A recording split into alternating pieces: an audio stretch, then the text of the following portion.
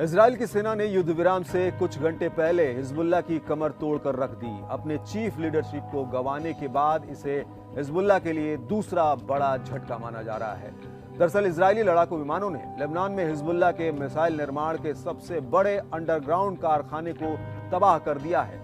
Israel रक्षा बलों के मुताबिक ये हमला उन्होंने युद्ध विराम लागू होने से कुछ घंटे पहले किया। इजरायली सेना का कहना है कि करीब 1.5 किलोमीटर तक फैला ये अंडरग्राउंड कारखाना हिजबुल्लाह के लिए हथियार बनाने वाली सबसे जरूरी जगह थी।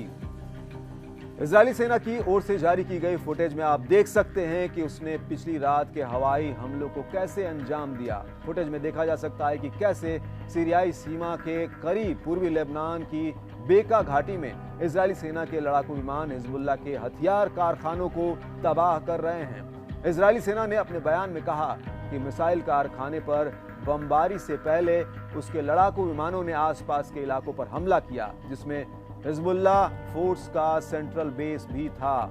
इजरायली सेना का अनुमान है कि इस बेस पर हमले में हिजबुल्लाह के दर्जनों लड़ाके मारे गए। इजरायल के इस हमले से ईरान को भी तगड़ा झटका लगा है, क्योंकि तबाह हुए कारखाने में लगे कई मिसाइल निर्माण यूनिटों को ईरान की मदद से बनाया गया था। आपको बता दें कि इस कारखाने में तैयार मिसाइलों से ही ईरान के इशारे पर हिजबुल्लाह इजरायल पर अक्सर हमले करता था।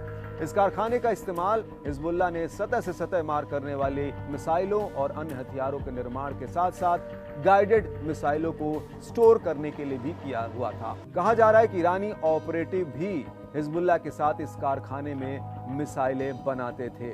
अब सवाल है कि अगर ये कारखाना इतना ही खतरनाक था तो इजरायली सेना ने इसे पहले क्यों नहीं तबाह किया। दरअसल इसे इतने गुप्त तरीके से बनाया गया था कि इजरायली जासूसों को इसे खोजने में सालों लग गए। इजरायली सेना के प्रवक्ता एडमिरल डैनियल हगारी ने कहा कि इजरायल लंबे समय से इस कारखाने पर नजर रखे हुए था। उन्होंने कहा कि पूरे कारखाने को अलग अलग हिस्सों में बांटा गया था। सतह से सतह में वार करने वाली मिसाइलों के लिए एक अलग सुरक्षित तहखाना था।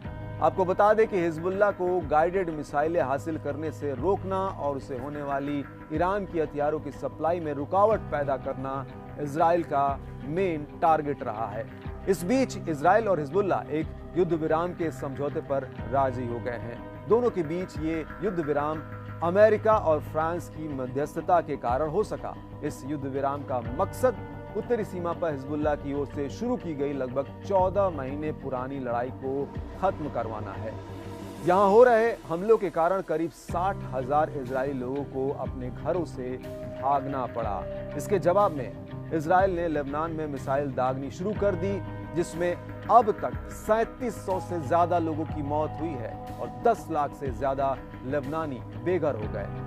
संयुक्त राष्ट्र शरणार्थी एजेंसी ने बताया कि बुधवार सुबह 4 बजे युद्ध विराम लागू होने के बाद दक्षिणी लेबनान समेत बेरूत के दक्षिणी इलाकों और बेका के लोगों ने अपने घरों को लौटना शुरू कर दिया है।